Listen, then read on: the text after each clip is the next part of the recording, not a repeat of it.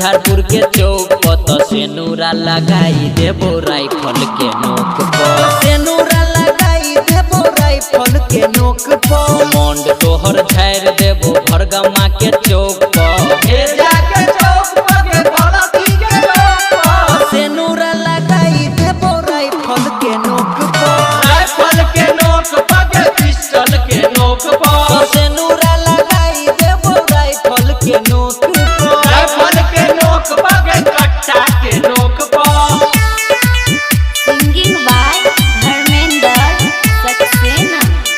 सेनुरा लगाई देबो राइफल के नोक पर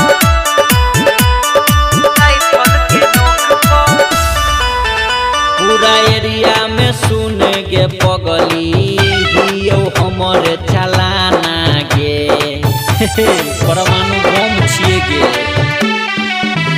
प्रशासन आ नेता विधायक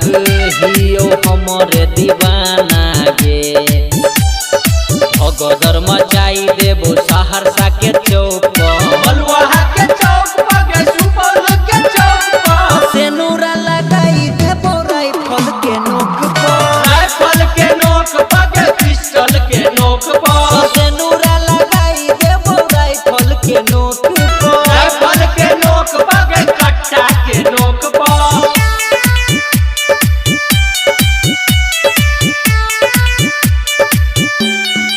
सेनुरा लगाई देबो राइफल के नोक पर